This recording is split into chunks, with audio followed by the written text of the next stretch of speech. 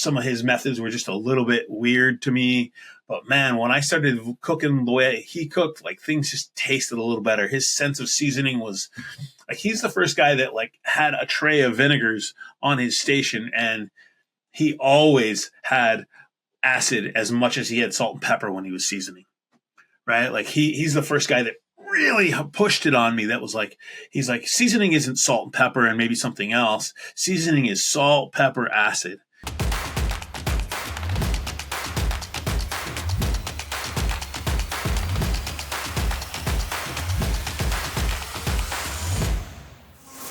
Welcome to another episode of Whisking It All. We're joined today by Simon Zatyrka, the founder and CEO of Culinary Mechanics. Simon, thanks for joining us. Thanks, man. It's a pleasure to be here. Yeah, so really, it's always fun to talk to people in the industry.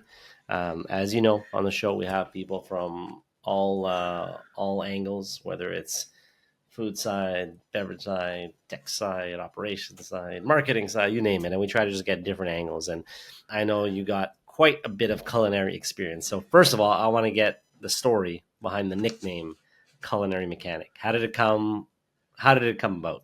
You know, honestly, I was in a period of my career, and I would say now that was about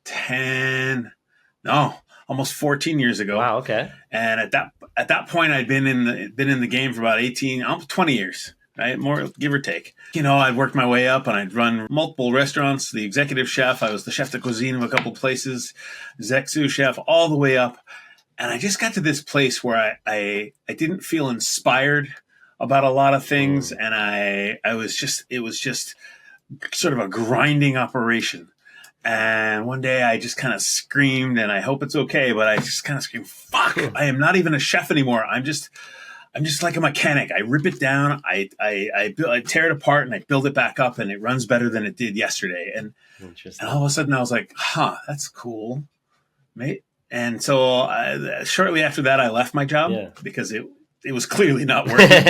And I was just messing around with the idea of like, what is that? That, you know, and it's, I think if you take away some of the creative aspects of being a chef, it's pretty nuts and bolts. It's make sure that systems are running. It's make sure that, you know, the people that are interfacing with those systems are given what they need, and all those little systems building into bigger systems. So fast forward to, fall of 2022, I had quit my job, and I decided that I was going to do something else. Okay. And I'll be honest, I didn't really know what else was.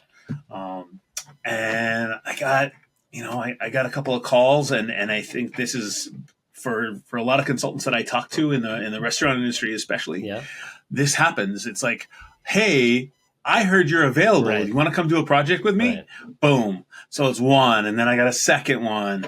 All referrals, all just in my network, and people just calling me. And, you know, before I know it, I've got 3 different clients, and it's time to like start billing. And I'm like, well, I should probably set up a company. You know, I'm like, what am I going to call it? And I've got all these names, and I'm doing word mapping, and I'm doing all this stuff.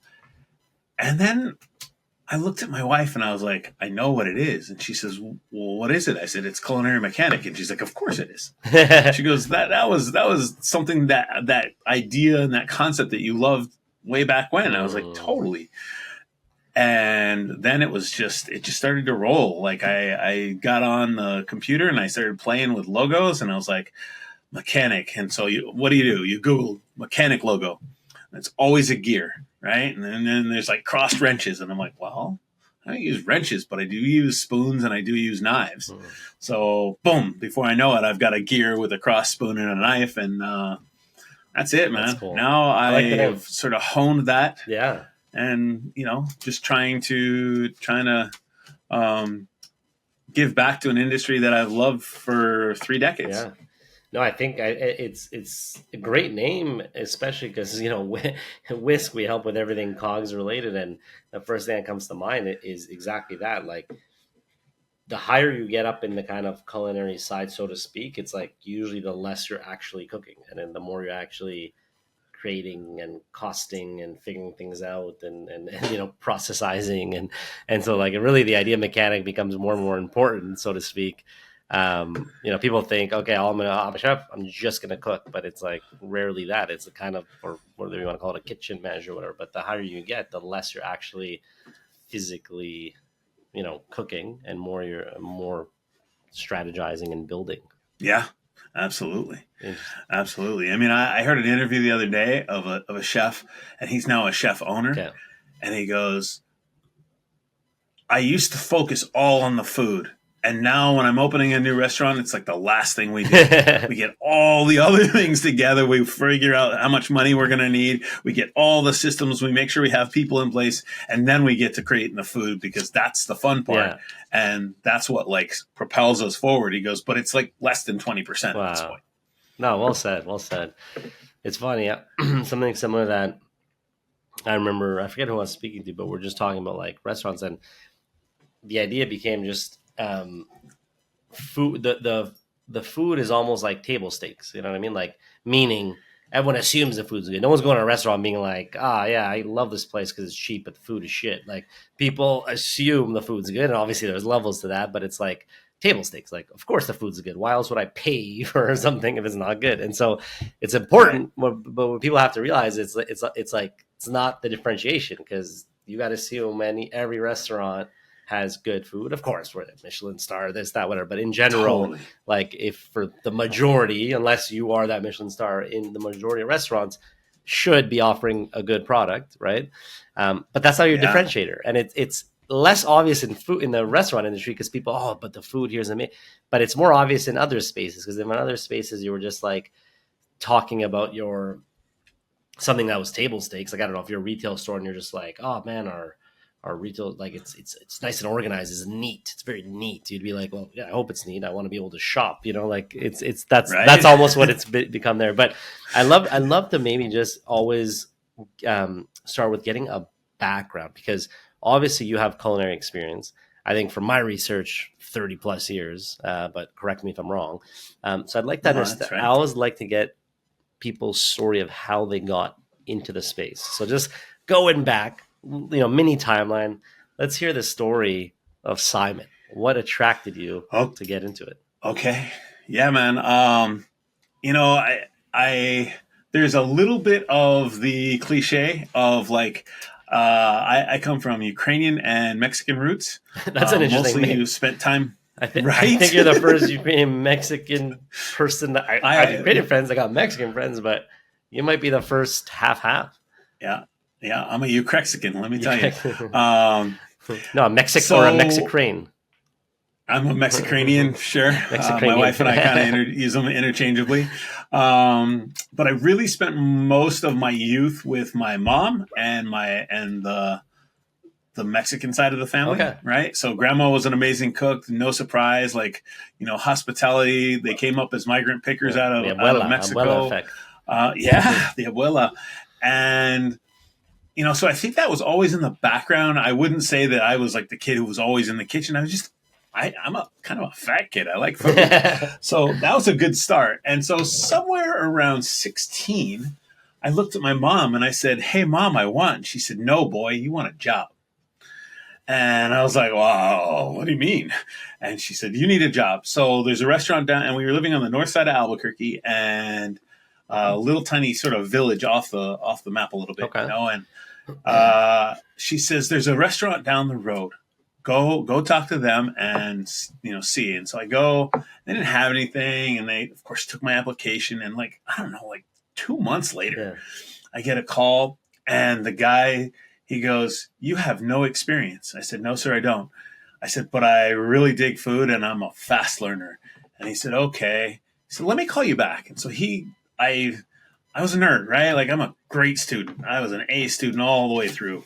And so I think I put down like 1 or 2 teachers as references. What else do I have, That's right? Amazing. So he calls my teachers, and they're like, oh my God, like, don't worry, like, whatever you ask Simon to do, he's going to do. That's and awesome. He's probably going to do it well. And so he calls me back and he goes, okay, so you're a good student. He goes, come in, we'll do a thing. And so, I look around and I'm like, none of these people, it's all close to my high school. So I was expecting to see somebody I knew, and I didn't really at first. And, he walks me through explains that this is the dish room. And then he like turns and he goes to the left and he says, follow me. And he takes me up into the kitchen and he goes, you're going to be in here. And I was like, okay. He goes, normally I start kids like you in the dish room. He goes, but everybody I talk to says you're smart and you're a fast learner. So here's what you're going to do.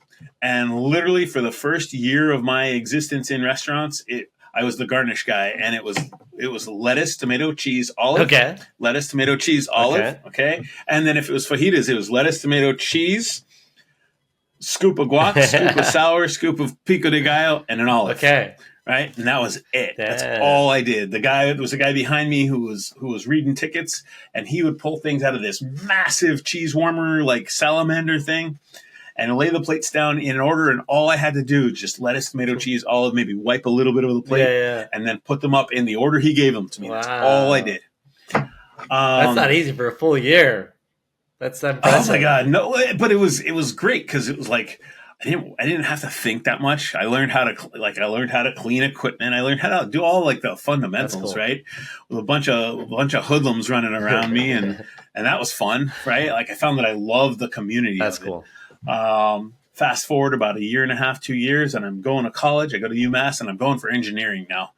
And I tested out of first year calculus and first year physics and into third year Spanish, and like I'm in all these classes with all these older kids, and I'm getting A's and B's, and it's great, and I hate it. Really? I mean, I fucking hated it. These were not my people. I was going to ask why. So I was going to ask the why you hate it. Was more because of your surroundings, like more of your peers type of thing? I resented the fact. So I was going to UMass in Amherst, right, which is where my father taught for 30-something years. Oh, wow. Okay. I think 38 years. And I had been outside of Massachusetts for a long time, so it was a little bit of culture shock to be back in New England. Okay. And so that was a little bit of it. I resented the fact that I was getting A's and paying to take classes that I found easy. Okay. Like that pissed me off. Yeah, I was like, it's not. No. I was in I was in like sophomore and junior year stuff, and I was killing them. Right. I was in there with these juniors in Spanish who were just like, "Hey, can you help me?" And so we'd work on our Spanish together, and I was hanging out with this like group of guys that helped me with my physics, and we helped each other. But like, I don't know, man, I just didn't dig it. And then just overall, I was like, I missed. I was cooking. I was also cooking full time. I had a probably 35-hour-a-week job in my hometown, so a couple, maybe 25 miles away. Wow, okay. Right? So here I am. I'm going to school full time. I'm killing it. I'm paying a ton of money to go there, and I like cooking more. And so I did 1 year, and then I looked at my mom. Actually, I called her on the phone. I said, "Hey, I'm going to drop out." And she's like, "Do whatever you want, but you're going to have to tell your father." And so I told him, and I think he was more disappointed than pissed, right? And I don't want to get stuck in this part of the story, but especially because I really guess he changes taught after that conversation. Okay, and I was gonna say, especially he taught there, and he wasn't a professor. He was a technical specialist. He was the guy. This is the important part. He was the guy that you sent graduate students to in environmental engineering and environmental sciences when you need to get an answer, right? When you need to prove something in your research, you go to him, and he figures out the methodology that you're going to use. Okay, wow. He figures out the equipment and the tests that you're going to do, right? Like he's the methodology and research guy that basically helps you prove your thesis or your theories or do the research, right? Like this is the test that gives you the answer, that this is the this, and this is the data, and this is how you do that. So I was a process kid from a very young age. Wow. Right. And so I get into restaurants, and it's like, do this, do that, do this, do that. And like, well, wouldn't it be faster if you did this and then that? And they go, oh yeah. Right. So I went back, I dropped out of school. I moved back to New Mexico, and I cooked and I cooked and I cooked and I read. And about 3-4 months after I quit school and was back to working, and my mom calls me up and she goes, so what's going on? And I tell her, I'm like, yeah, I'm cooking in the morning. I'm cooking at night. She goes, okay. So what's your plan? I'm like, what do you mean? She goes, you can drop out of school, but that doesn't mean that you're just going to float free in the universe. You're going to have a plan, and you're going to achieve whatever it is you choose to achieve. But like, just because you don't go to school doesn't mean that you don't like move forward. And I was like, oh. So about 2 weeks later, she calls me back and she goes, so what's your plan? I'm going to work a lot. And she goes, nope, going to need to do better than that. Let me know in 2 weeks. And so, way to hold me accountable, Mom. And so finally I was like, okay, I'm going to start to read. Like, I'm going to start to buy cookbooks. I'm going to start to read. And I was buying, at the time, I was buying Bon Appetit magazine and Gourmet magazine, because those were the two like shiniest ones.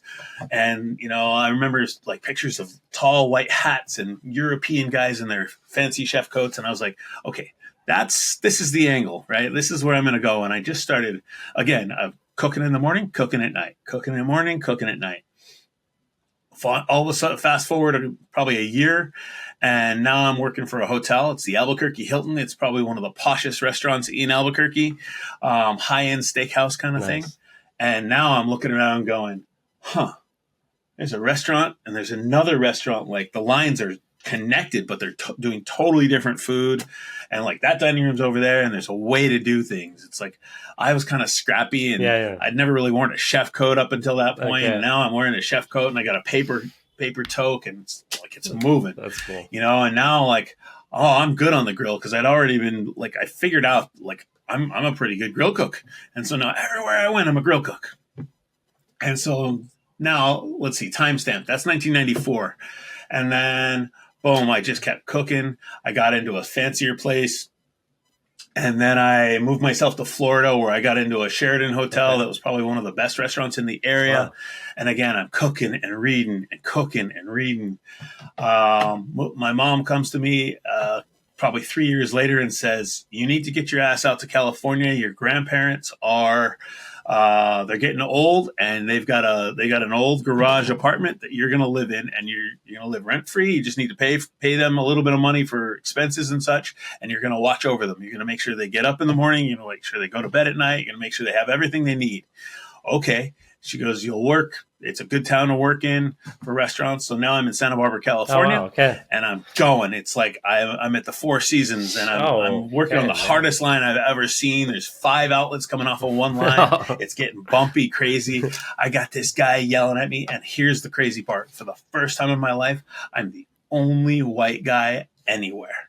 Right? Like, there's Koreans and Japanese dudes. There's Hawaiian guys, you know, and they're mostly Japanese Hawaiian. So they're not speaking a ton of English. On the line, there's like a Salvadorian. There's a guy from Peru. There's a little Mexican guy. There's one other white guy for a little while, but he doesn't hang. He's like, nah, fuck this. This is too hard. He leaves. You know, finally another white guy comes in. And my sous chef, who got promoted to executive sous chef, this guy is just beating on me. I mean, he's just whipped. Like, I couldn't do it right. There's nothing I could do that would be right, because he'd say, are you ready? I'd say, oh yeah, I'm ready. And then I would miss something, or I didn't have something. I thought you were ready. So if I said, and then he'd say, are you ready? And I'd say, oh, I'm not ready. Why aren't you ready on time? What's going on? Are you like, you know, it was just beating on me. And man, I was like, what is this?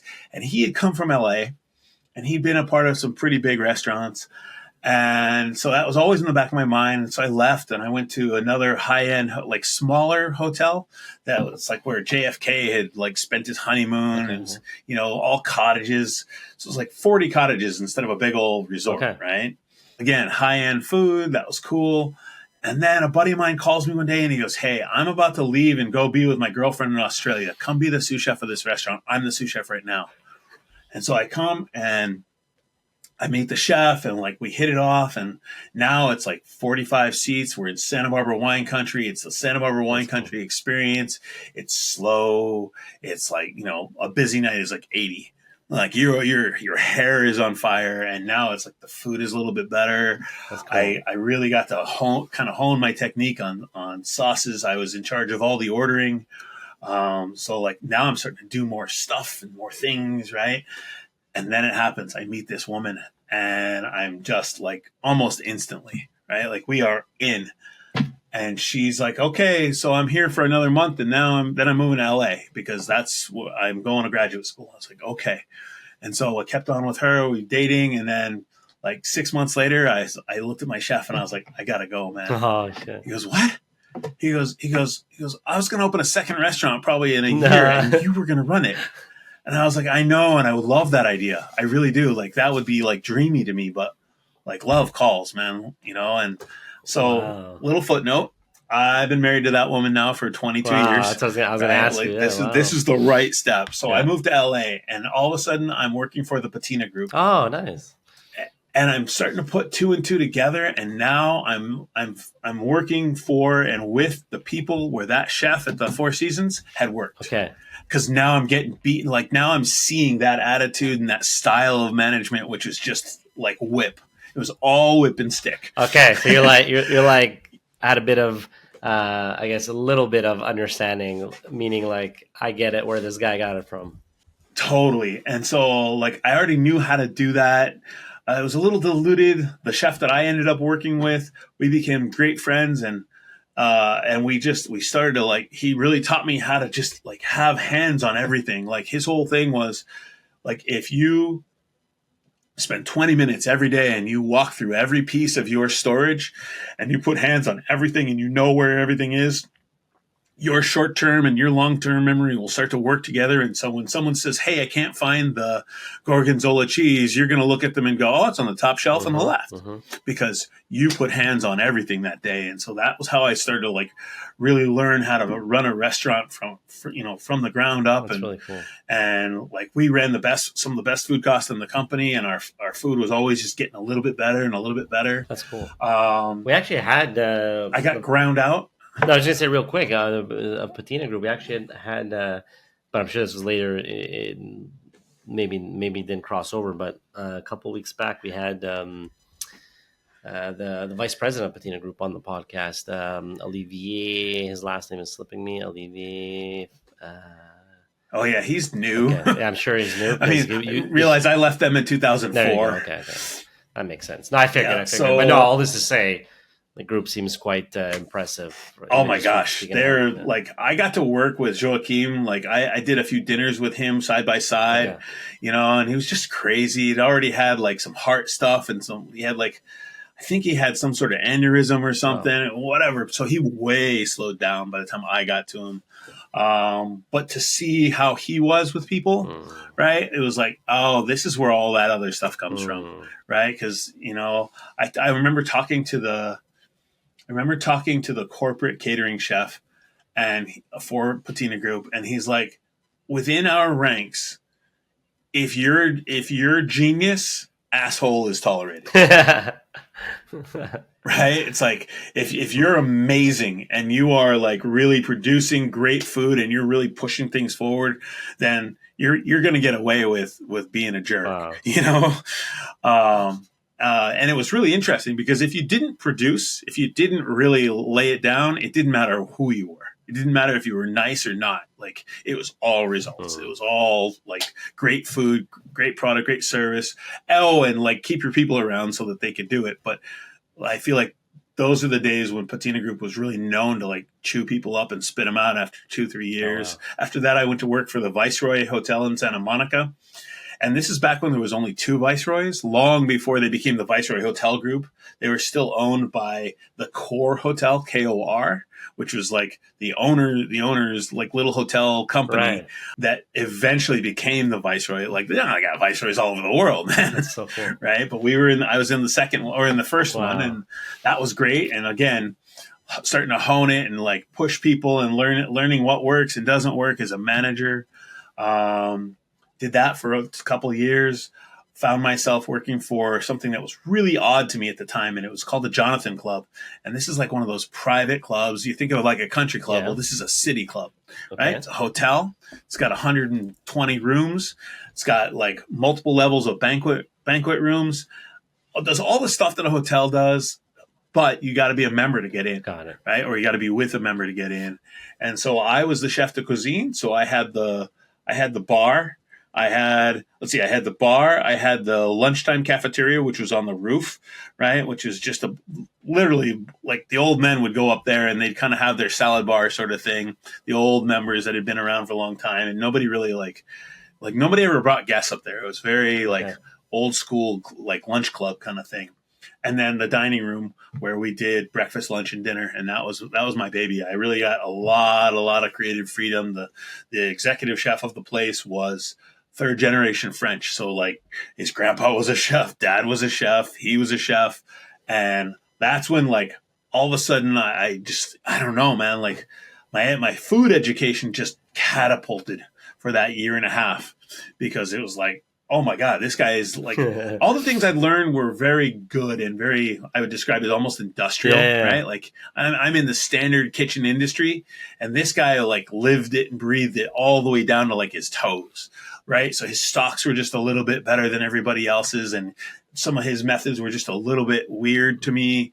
But man, when I started cooking the way he cooked, like things just tasted a little better. His sense of seasoning was like, he's the first guy that like had a tray of vinegars on his station, and he always had acid as much as he had salt and pepper when he was seasoning, right? Like he's the first guy that really pushed it on me. That was like, he's like, seasoning isn't salt and pepper and maybe something else. Seasoning is salt, pepper, acid, you know. And he would make me taste things like with just salt or with just pepper, or, you know, like we would really go through it slow.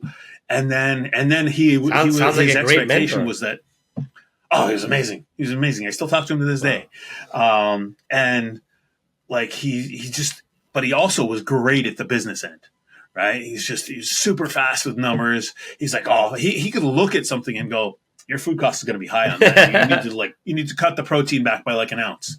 And sure enough, when it was time for me to like figure out things, you're like, shit, he was right. He'd be right. Wow. He'd be just dead on. That's awesome. Like, oh my God. Okay. That's awesome. And then we decided that it was time to move to San Francisco area, you know, the Bay Area.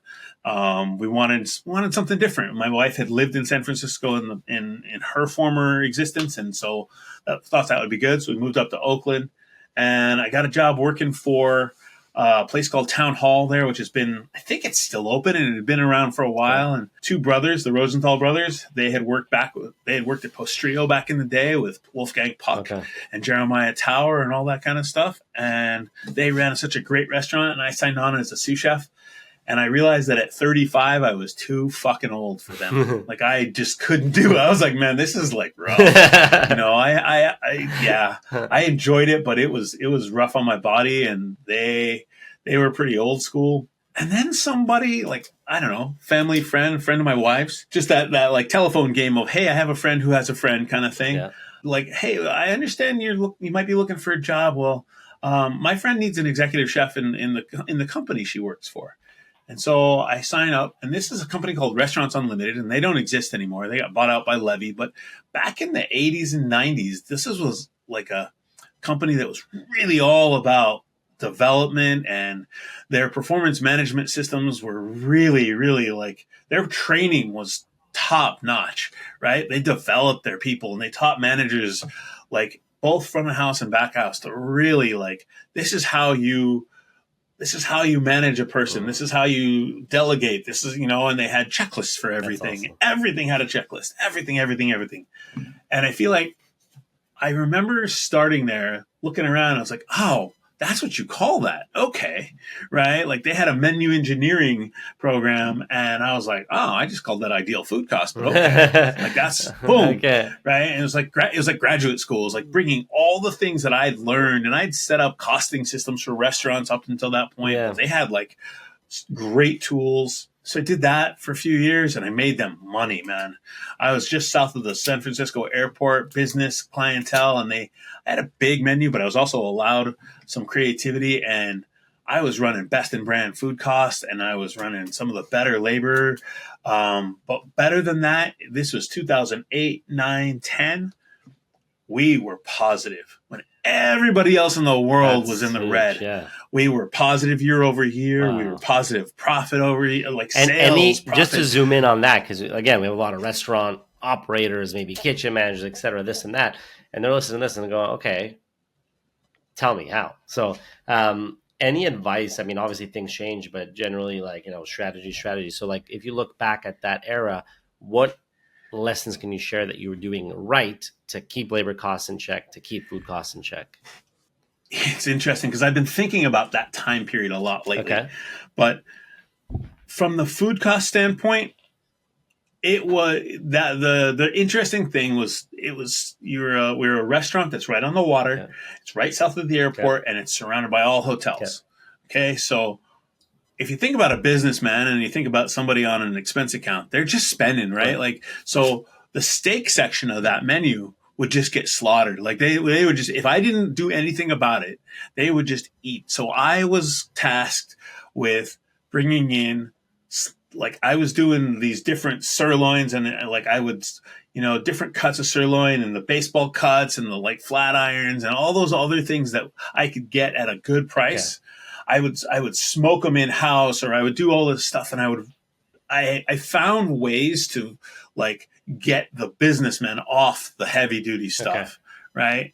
But I think the lesson here is that I learned how to direct my servers. Interesting. I learned that with great education. Like, obviously, when you roll out a special menu, right? You gotta have a lot of information for them. The food training for them. They got to taste it, and they knew to ask questions. And the more that they sold of my specials, the more money they would make, because people were really digging it. And I'm proud to say it made an impact. That's cool. And so for me, if I knew that my halibut dish was just going to slay me, like, I wanted to sell 15, 20 of those a night, not 50, right? I wanted them to buy the salmon, right? Because salmon was that, like I had to learn how to really, like, be the quarterback of the servers. Interesting. And really, like know where my food cost was at all times, right? That's the basics. But now I need them to understand. And so I have not only learned how to run my team, but also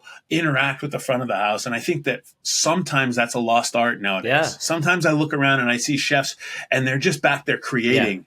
But I'm like, no, man. Like, create, do your shit, run your business. And now understand that if your ambassadors don't fully believe in the product and understand what you need from them, they're not going to get it. Okay, so that's piece one. That's food costs.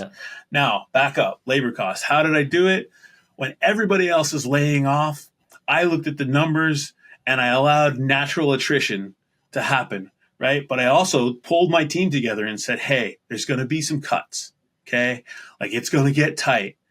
But I promise you, if you stick with me, I'll get you your hours. You might be accustomed to 38 hours, and now you're going to get 36 hours or 35 hours.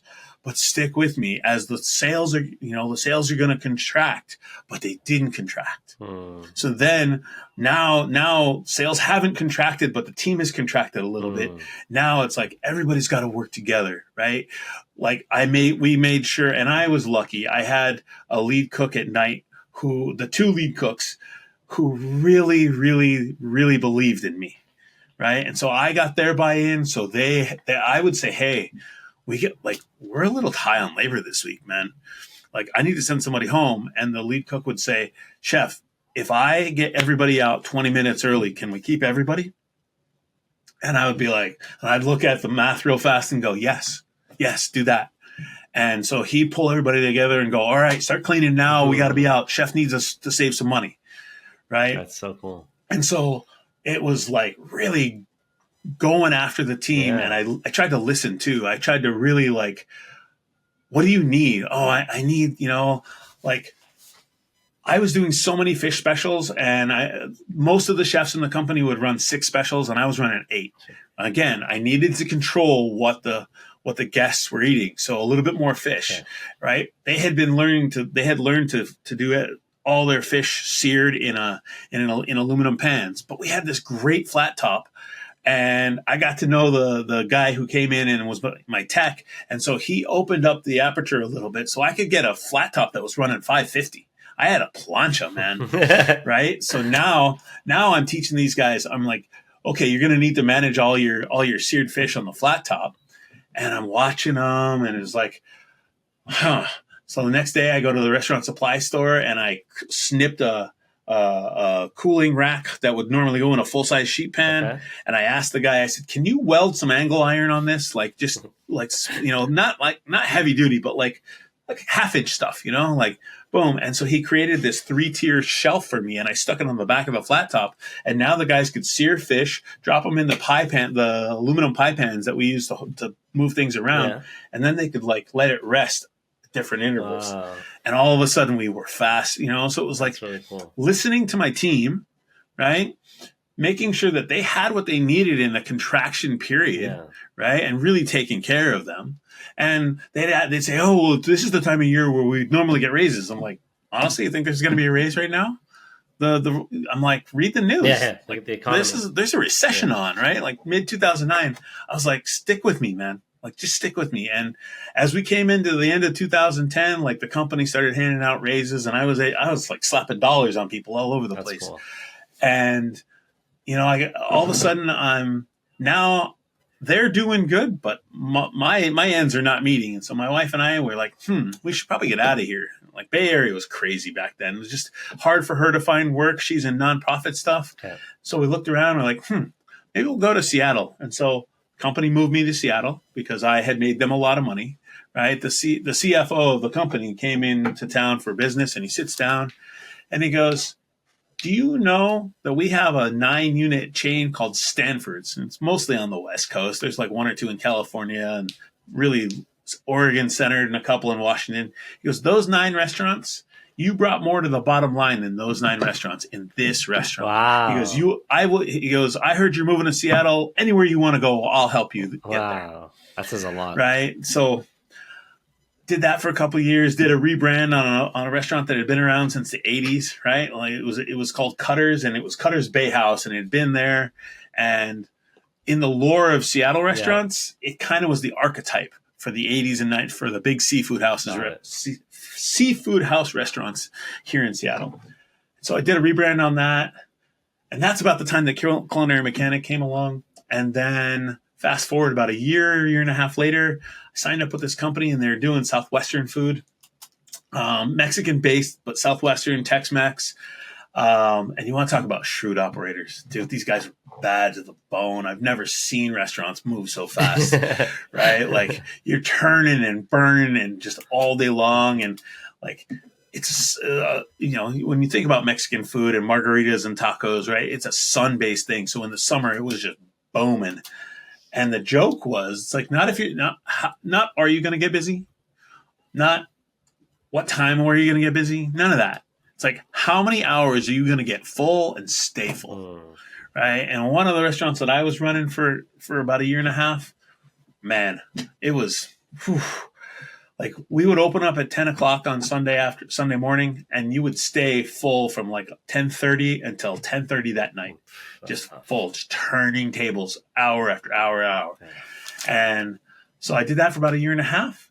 And my boss called me, and he said, "Hey man, you ready for the next level?" And I was like, "Fucking bring it on. What do you got?" He goes, "I want you to run 3 of these restaurants. I want you to be the sort of the mini regional chef." Sure. And that's where my education and business and all the things really started they all came together. Everything I'd been doing up until that point just came together. It's a different level, right? Like now I'm a manager of managers. Yeah. Yep. Yeah, and a multi-venue. Now you're really thinking about processes and scalable things. Totally. And now I have like the middle restaurant, which I had been running, and now I have the biggest restaurant in the company. Oh shit! Right? And this sucker was like 350 seats, and it was a megalith. I mean, the rushes that would come in that place. Oh my god! And it was in those years that I really like developing people had always been important to me. Yeah. But it was like, this was life. If I didn't farm sous chefs, if I didn't identify who the next lead cook was, so that I could then identify who the next sous chef was, who I could then identify, because they were wanting to grow. Yeah. When I got there, there was 4 restaurants. When I left, it was 7. Totally. And it became like, not only are you looking at the lead cook, but like, can that prep cook write a prep list? Right? Can that prep cook step up and be the lead prep? And like some of the restaurants had lead preps. And so it was like, boom, boom, boom, boom, all these steps and then like, I don't know, man, that was that was the jam for all those years. So there you go. You got 34 years wrapped up in about what, 12, 20 Yeah, minutes? that's awesome. That's really cool to You hear. know, And it's what's super cool is to hear even just the lessons along the way, right? Like I love you spoke about the food costs, you spoke about labor costs, about leadership, about training your team, the importance of building your bench, which you just went through now, and a different, the difference between one venue and three venues. So lot of really cool things. And so I got to ask you now, the question comes down to, sounds like you're crushing it. Sounds like you were growing. So then what was the transition of, I don't want to work in the restaurant, shift to helping many different restaurants, and like the idea behind Culinary Mechanic? honestly, as much as all that is invigorating and exciting, some of the joy had slipped out of it. Okay. Right. Okay. For me, it wasn't as much fun. Okay. I can easily say that the pandemic made developing people harder than it had ever been. Like we were blessed or lucky that we had a lot of systems in place just before in the year or two before the pandemic, Okay. where our to-go business had gone from like 10% of our sales to up to 25 in some of our restaurants. Wow. Okay. So to then shift gears and just be all to go was like, got it. Here, my chefs were like, yeah, no problem. I walked into one restaurant and to witness all of the cooks getting together, wrapping plates in stacks of 10 and taking them into the dining room tables, which were not being utilized because there was no, right. And they just restocked the line with all to-go containers. Wow. And that was like 1 hour. And boom, it was done. That's so right. It was like, okay, we're there. That's interesting. We've transitioned.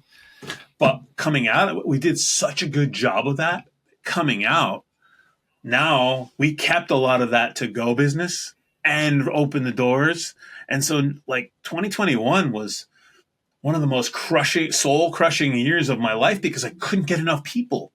We had to hold the door in some of our restaurants because there wasn't enough servers, there weren't enough busboys, there weren't enough cooks to handle what was happening. We had to there were days where we would have a front of the house and back of house manager would get together at the beginning of the shift and go, do you have enough staff to go full bore? Like, no, I only have 3 out of my 5 cooks. That's crazy. Right. Or I only have 2 servers. Yeah. And so we would shut half the dining room. Yeah. Because usually in restaurants, right, it's like the biggest problem is getting people in the door. And then the second, another big problem, and it sounds like you nailed it there, is finding staff. So what did you guys do? So here's the thing I want people to hear, the sound of my voice, when I say we didn't sacrifice the quality of who we were. We didn't sacrifice the service. We weren't willing to sacrifice the food. If we could only serve 100 covers that day, then that's what we did, right? And that made it so that there was always desire for that brand. Interesting. Right? Okay, there was all right. Yeah, more demand than supply. We didn't just let people in and then say, you're kind of fucked. Yeah. Right? Like we didn't let them come in and sit for 20 minutes. If service was supposed to be that they were greeted in 3 minutes, then we went with what we had. Now, does that mean that behind the scenes we were like, I'd get on the phone at the end of lunch service and go, all right, I'm going to need some cooks. Shit. And so I was moving like we did what was right. Yeah. That's what I liked about that company. We did what was right for the guests. Cool. But there was lots of backroom urgency to fix it. Like, okay, you can shut the dining room for a couple days, but how are you going to fix that? Yeah. Right? Like, what are you going to do? Yeah. I had a couple of cooks who were willing to work some overtime, and it was one of the first times I'd ever been able to authorize overtime. Yeah. And I had this one cook, she would work 40 hours in one restaurant and then another 20 in another by working 3 morning shifts because she was a night cook, right? She'd get 20 hours of overtime in that other restaurant. And as hard as that was to pay overtime, it was the right thing for the guests because we kept the doors open. We kept our guests knowing that they could count on us. That's really right. Cool. Now, all those things meant that I was running like a damn chicken with my head cut off. Exhausted. And it wasn't as much fun. And then little things happened, like my boss, little things, big things. My boss who I'd worked with in the previous company and this company. So we'd been together for about 14 years. He said, I'm sorry, I got to go. I've got this opportunity down the road. And so he moved to another company. And I knew that I wasn't really the right guy to move into his position. Like he had a number of skill sets that I just don't possess. Okay. I'm not quite that diplomat. And so the owners saw that too, and they brought in this guy. And I had worked with this guy in my previous company, and I didn't like it then. And I tried, and it wasn't the right thing. Yeah. And so now it's, all these things are aligning. And I'll be honest, my wife in the pandemic had started to work from home, and so now she's pushing on me a little bit, going, "Hey, I'm working from home. Maybe you could work from home. Maybe you can find a job that brings you a little bit more smile and that isn't quite as intense. And maybe we've now been married 20 years. She goes, maybe we could spend a little more time together." And I thought, that is the best thing I've ever heard. And I don't know how to do that, but I'm going to figure it out.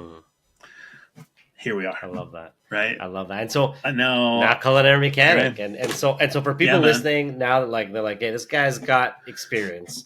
He's lived it. He's not just, it's not theoretical, it's real experience. So they are listening in and they're like, I could use some help. I could use a hand in my restaurant or in my restaurant group. Tell me, how do they find you? How do they find Culinary Mechanic? And then what does the process typically look like if they want to get in, work with you? The best way to find me is to either drop me a direct email, and that is simon@culinarymechanic.com. Yep.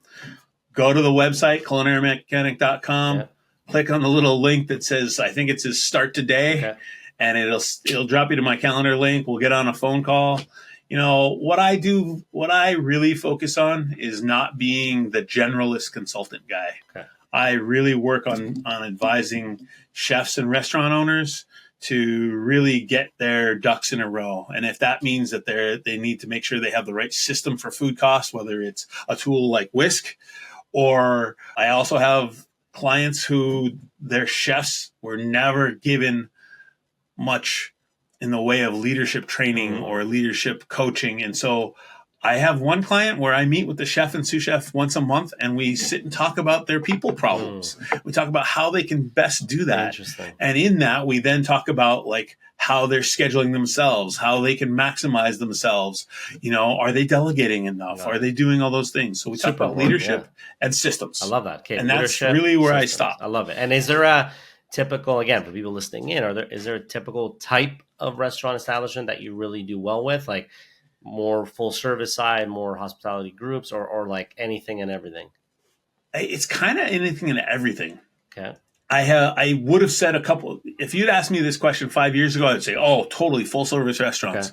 Okay. But the quick serve joints, I tend to work with, I've worked with a couple groups now that are smaller. Like the one that always comes to my mind is this guy. He had 4 restaurants and a commissary, and he's like, I just need to get my operations a little bit more dialed. I need to know my food cost numbers a little bit better. So we put some systems in place for that. Very cool. And that helped him feel better about working less, so that his hands-on operations people could do their job. Nice. I'm working with a company right now that's about to expand. He's got 2 taquerias, and they are busy. Okay. Every time you go to these places, they are busy. He's going to go from 2 to 5 units. Like he's opening up a ghost kitchen. This morning was his live day, live open. Okay. Right. In 2 weeks, he's got a location that he's been chasing months on, and he's now finally going to open. That's going to give him 4 locations. He just signed a lease on another one. And so with that guy, I'm helping him hire an operations director. Yeah. I'm helping him really create the position plans for what all of his managers should look like. Right? Like, this is what they should be doing. We're working on SOPs. We're working on standard operating procedures so that they can run those restaurants and it's clear and there's no questions. And we stop saying, well, Ruben said, or Robin said. Yeah. Instead, we say, this is how we do it because here it is. It's written down. Yeah. Right? We're getting recipe books in place, and and eventually we'll really nail the costing, but profit is not their issue right now. Right? It's keeping up with demand. Yeah. And it's funny, especially that number of establishments, because even when I speak to other operators and stuff, a lot of them agree that basically one of the biggest shifts is 1 to 2, and then the other biggest shift, and maybe arguably bigger, is the 2 to 5. Like Because that's where Amen. it's like, you know Amen. what I mean? Like 5 to 10, not that it's easy, but it's easier compared to like a 2 to 5, because you're going from, if you've done your homework in the sprawl from 2 to 5, that means the systems are in place, and then maybe there's a little bit more of upper level infrastructure that needs to happen. But your operations should be pretty dialed by the time you hit 5. And 2 to 5, you're really starting the transition of like, I go into both stores every day or a couple of times a week. Like it's not as feasible. So like you have to start really taking SOPs and these kind of more scalable approaches. I would say that it's interesting. I do a little bit more systems on the QSR side and a little bit more leadership when we start to go up the level of food. It's like a lot of the chefs that are coming up nowadays, and this is a generalization, so if I'm pissing anybody off, I apologize. But what I'm seeing is that as you go up the level of food, there's more focus on food and product and less on people. And so these are the guys who have got great ideas. They might even be good at running their business, but they struggle a little bit with leadership and buy-in and change management and all those things that nobody really teaches us. You gotta know to pull away and grab that.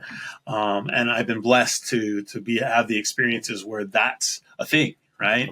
And so that's what I've been doing. I love it. And it's fun. I don't take on too many clients. Like if I feel like I'm stressed, then I know that it's time to pull back and make sure that I'm nailing them, their results, but also I'm making sure that I'm not like, I don't want to be so stressed anymore. I want to make sure that this stage of my life is about my wife and I, and, being able to really have it's not even a balanced life. It's a more fulfilling piece. Working on more of the stuff you want to work on, not, you did your time. You did the 350 seats. You did it, and you enjoyed it.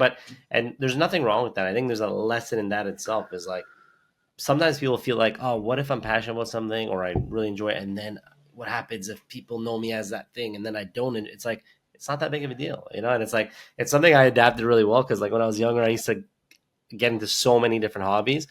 But my philosophy was simple. It's like sometimes a hobby can last 2 months and sometimes it can last 10 years, but it's okay. It's like when you stop liking it, like not liking it like 1 day, 2 days, but when you really stop over time enjoying it, it's okay. And my family knows, but as an example, it's like I picked up the saxophone, sucked at it, lasted like 3 months, used to DJ. That was really fun. And I actually did it for like 10 years and like did some really big clubs and this and that. So it's like some things just last longer. Something, Whisk has been 10 years. Some startups I had failed in 2 years. So it's about just accepting it's okay. You could change your mind. It's okay if you're branded as a chef and this and, executive chef, whatever it was, and you worked at fine dining. Like, it's cool. You're in a different chapter of your life. And it's nothing wrong with being like, I loved what I did until I stopped loving it. And so now I'm moving on to something else. And like, cool. I tell you, it was challenging. It's still challenging. It's hard because you associate like, personality to it, so then it's hard. Like at least, are you kidding? When you're a chef, so you're the CEO, but nobody walks up to you and says, "Good morning, CEO," right?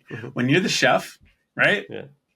People don't even know your name. Sometimes. It's true. You're chef. So true. I would walk in the back door, and before I could get 10 steps in, it was just from every direction, But like it's chef, and that's I swear to you, I had employees who didn't ever know my name, It makes sense. So identity is there. That makes sense. It's been a challenge. I'm not going to lie, right? But I'm getting there. Like the question for me now is like, am I a former chef or am I still a chef that does this other stuff? And so it's always that balance, right? Yeah. I think people ask me like, what do you do? Who what are you? And I'm like, at this point, I'm a restaurant advisor, because consultant just brings up, I don't know. Yeah, no, because it's got some dirty word to it. I know what you mean, because like consultants sometimes can be skewed to just think like you said, maybe a generalist or whatever. But no, it's really cool what you're doing, and I love it. I think like you have a wealth of experience, obviously in the space as a chef and more as a leader in the culinary space, and so being able to kind of transfer what you learned in 30 years and help guide people both leadership wise and system wise makes a ton of sense. And so keep doing it. I wouldn't worry about the semantics. Like, don't worry if people think you're a chef, not your like experience speaks. When you meet with someone, it's like, you can't fake it. You've done it. You've been around 30 years. You've been doing it. So it's like, if your passion's in the right place, which it looks like it, and you're pushing people to action, you're helping people with what you know. Cool. You'll figure like the other stuff will evolve. The naming, the this, and that. Like that. Don't worry about that. You're doing the right thing. And so as we wrap up, I know we mentioned the website, but how can people find you? I know you also have a podcast, so this is a chance to just plug away. We'll put it in the description too, but feel free to plug your name, your email, where people connect. The be all and end all is Culinary Mechanic, okay, man. So culinarymechanic.com. Okay, cool. Yep, you can find my podcast there. Okay. I've got it housed there as well. Perfect. You click on a little thing and it takes you to the sort of the leadership and the systems programs that I've been doing and the coaching that I've been doing. And then, honestly, I really like just getting on a Zoom call or a phone call with prospective people and just talking through what's happening with them. I'm not the guy who has like the packages, right? Like we figure out what makes sense for you and then we do that. That's cool. That's cool. And I'll give the one example real quick is I was brought in by this lady to help her chefs. And about 3 months in, she goes, "Can you meet with me once a month? Because I think that the stuff you're doing with them is great. And I think that I could benefit from it too." And so, it's like, that's cool. Oh, okay. Yeah, absolutely. Cool. And so we've got her to a place that's just better. She's able to push things off and understand like where the lines are for her. I love that. So once again, for people looking who maybe need a hand in their restaurant when it comes to, especially the culinary side, but thinking of leadership, thinking of systems, you can reach out to Simon. culinarymechanic.com is the website. We'll make sure to put all the links. So with that said, Simon, or Chef, it was great to have you on the show. It was great to hear your story. So thank you for sharing and thank you for joining the Whisking It All podcast. Absolutely. Thanks for being a platform and letting me blab for a good long time. I appreciate it. It was great having you. Great stuff, man. If you want to learn more about Whisk, head to whisk.ai and book a demo.